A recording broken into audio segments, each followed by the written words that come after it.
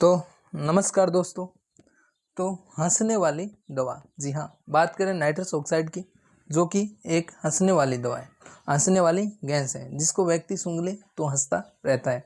जी हाँ, मैंने पिछले वीडियो में आपको बताया कि हंसने की तो कोई दवा नहीं होती, लेकिन हंसी है वो सब रोगों की दवा है। जी हाँ, तो हंसते रहिएगा। और आज की कहानी में हमें मोटिवेशनल स्टोरी में हमें शिक्षा ये मिलेगी कि हमेशा हम सोचते हैं हम सही नहीं होते, तो बेवजह अपने आप को दुखी करना बंद करो। जैसे कोई व्यक्ति आपका मित्र है, वो आपको दिखाई दे रहा है, वो जल्दबाजी में आपके पास से गुजरता है, तो आप अपने अंदर सोच लेते हैं कि इसको ईगो आ गया, इसको घमंड आ गया, मुझे देखकर भी आपने इग्नोर कर दिया।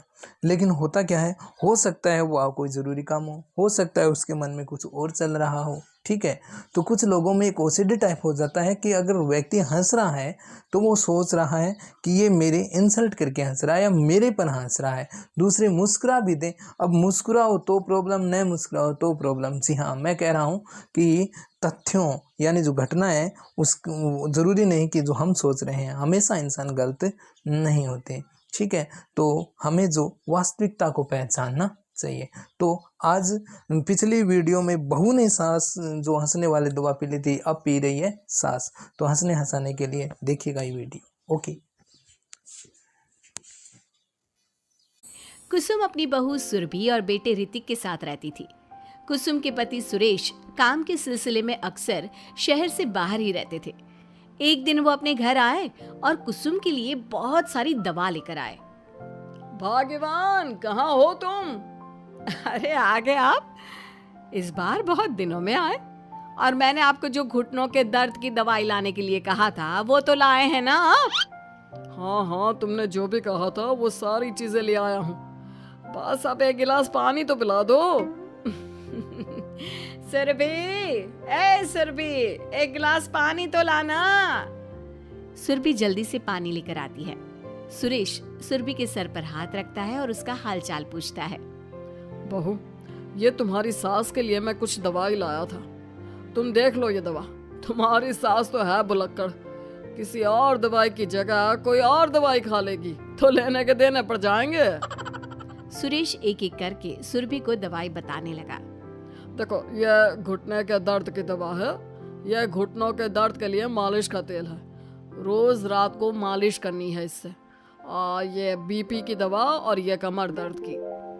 एक दवाई की शीशी हाथ में लेकर कहते हैं, लेकिन ये दवाई किस चीज की है? लगता है मेडिकल वाले ने गलती से दे दिया। सुरेश कुछ दिन अपने घर वालों के साथ रहता है और फिर शहर से बाहर चला जाता है। सुरभि रोज अपनी सास को दवाई दे देती है, लेकिन एक दिन वो घर के काम में बहुत व्यस्त होती है और अपनी सास को दवाई देना भूल जाती है। लगता है सुरभि को आज बहुत ज्यादा काम है।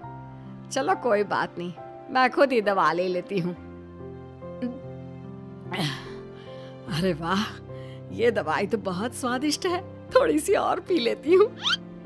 इस तरह कुसुम थोड़ी थोड़ी करके हंसने वाली दवाई की पूरी बोतल ही पी लेती है। माँ जी, आज मेरे मायके वाले आ रहे हैं, भैया का फोन आया था। क्या कहा, मायके वाले? अरे तो तू यहाँ क्यों खड़ी है? खाने में कुछ अच्छा सा बना ले। माँ जी, आप इतना हंस क्यों रही हो? आप मेरे मायके वालों का मजाक तो नहीं बना रही हो ना? नहीं, मैं कहाँ मजाक बना रही हूँ। मैं तो बस बता रही हूँ। माँ जी, आप झूठ भी बोलती हैं, आप अभी तो हंस रही थी।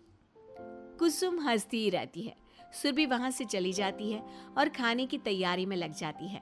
थोड़ी देर बाद सुरभि का भाई और सुरभि की माँ आते हैं। कुसुम उन्हें अंदर बिठाती है और अपनी सास को बुला लाती है। समधन जी, कैसी हैं आप? मैं तो ठीक हूँ। आप बताइए, आप कैसे? आंटी जी, आप इतना हंस क्यों रही हो? मैं कहाँ हंस रही हूँ बेटा। जब कुसुम लगातार हंसी जा रही थी तो उन्हें इंसल्ट फील हुई और वे वहां से जाने लगे। अच्छा बहन जी, हम चलते हैं, आपकी मेहमान नवाजी का बहुत बहुत शुक्रिया। सुरभि की माँ जा ही रही थी तभी उसका पैर फिसल गया और वो बहुत तेज गिरी। माँ, आप ठीक तो है? अरे बहन जी, आप ठीक तो है? आपको चोट तो नहीं लगी ना? आप मुझसे पूछ रही हैं या मेरा मजाक उड़ा रही हैं? बहन जी, पहले तो आप इतनी बदतमीज नहीं थी, लेकिन अब क्या हो गया है आपको? माँ, आप ठीक तो है ना? अंदर चलिए, मेरे कमरे में आराम कर लीजिए। नहीं सुरभि, हम जा रहे हैं। हमें अपना मजाक और उड़वाने का शौक नहीं है। और सुरभि, तुम अपनी सास का इलाज कराओ। इस तरह सुरभि के मायके वाले चले गए तो सुरभि का गुस्सा चौथे आसमान पर था। उसने अपनी सास से कहा, माँ जी, आपने मेरे भाई और मेरी माँ के साथ ऐसा क्यों किया? अगर आपको उनका यहाँ आना अच्छा नहीं लगा तो आप मुझसे बोल देती। इस तरह उनकी इंसल्ट करने की क्या जरूरत थी? नहीं बहू, मैंने कुछ नहीं किया। अरे भला मुझे क्या पड़ी है जो तेरे घर वालों का मजाक उड़ाऊंगी? देखिए देखिए माँ जी, आप अब भी हंस रही हैं। आपसे तो बात करना ही बेकार है। सुरभि वहां से चली जाती है। अगली सुबह सुरभि को बहुत तेज बुखार हो जाता है और कुसुम उसे आवाज लगाती हुई उसके कमरे में जाती है। सुरभि, सुरभि, क्या हुआ? अभी तक सो रही हो तुम? क्या हो गया? माँ जी, मुझे बहुत तेज बुखार आ रहा है। अच्छा, ठीक है, ऋतिक को बुलाती हूँ। माँ जी, मुझे बुखार आ रहा है और आप हंस रही हैं। अरे नहीं बहू, मैं कहाँ हंस रही हूँ? वो तो मेरी हंसी रोक ही नहीं रही है। माँ जी, जब आपकी तबीयत खराब होती है तो मैं आपका कितना ख्याल रखती हूँ और आप मुझ पर हंस रही हो।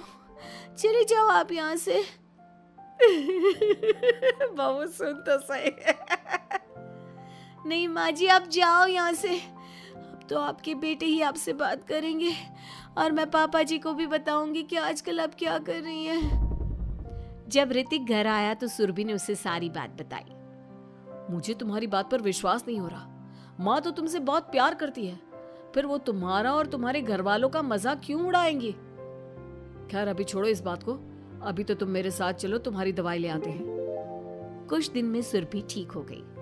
एक दिन ऋतिक को पता चला कि उसकी मौसी के बेटे राहुल की तबीयत बहुत खराब है, तो वो अपनी माँ और पत्नी को लेकर हॉस्पिटल पहुंचा।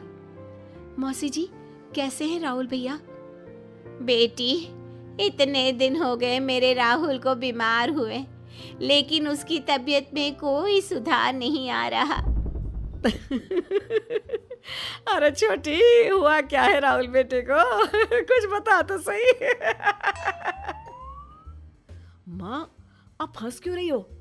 कहाँ हंस रही हो बेटा?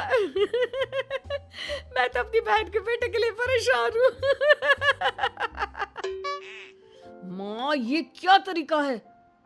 रहने दे बेटा, ये तो मैंने सुना था कि मुसीबत में साया भी साथ छोड़कर चला जाता है। आज मैंने देख भी लिया। अरे नहीं बहन, मैंने ऋतिक और राहुल में ना कभी कोई फर्क नहीं किया। फर्क तो दिख रहा है कुसुम दीदी। अगर आपके बेटे की तबीयत खराब होती तो आप ऐसे हंसती क्या? ऋतिक बेटा, ले जा अपनी माँ को यहाँ से। ऋतिक बहुत गुस्से में अपनी माँ से बात करने लगा, लेकिन कुसुम तो सिर्फ हंसे ही जा रही थी। ऋतिक ने अपने पापा को फोन करके बुलाया और उन्हें सारी बात बता दी। बेटा, तेरी माँ तो अपने घर वालों से बहुत प्यार करती है और वो बहुत समझदार है। वो ऐसी हरकत कभी नहीं कर सकती। जरूर कोई ना कोई बात है। कल मैं उसे डॉक्टर के पास ले जाऊंगा। शाम को खाना खाने के बाद सुरभि कुसुम को दवाई देने के लिए गई तो उसने देखा कि दवाई की वो बोतल तो बिल्कुल खाली थी जो सुरेश गलती से ले आया था। सुरभि ने वो बोतल सबको दिखाई। अरे, ये दवाई तो गलती से आ गई थी और मुझे तो पता भी नहीं कि ये किस मर्ज की दवाई है। कुसुम, क्या तुमने ये दवाई पी थी? हाँ जी, एक दिन जब बहू काम में लगी थी ना तो मैंने ये दवाई पी कर देखी थी। मुझे दवाई बहुत स्वादिष्ट लगी तो मैंने सारी पी ली। माँ, आपको दवाई स्वादिष्ट लगी? अरे आप भी बच्चों जैसी बात करती हो। ऐसे कोई भी दवाई नहीं पीनी चाहिए, इससे कोई बड़ा नुकसान भी हो सकता है। मैं अभी डॉक्टर से पूछ कर आता हूँ। ऋतिक डॉक्टर के पास गया और कुछ देर में वापस घर आकर सबको बताया। माँ ने जो ये दवाई खाई है ना, ये हंसने वाली दवाई है, और माँ ने एक साथ बहुत मात्रा में दवाई खाई है, तो इसका असर थोड़े समय तक तो रहेगा, उसके बाद माँ बिल्कुल ठीक हो जाएगी। अच्छा हुआ जो तू डॉक्टर से पूछ कर आया, नहीं तो हंसते हंसते मेरा पेट ही दुख गया है।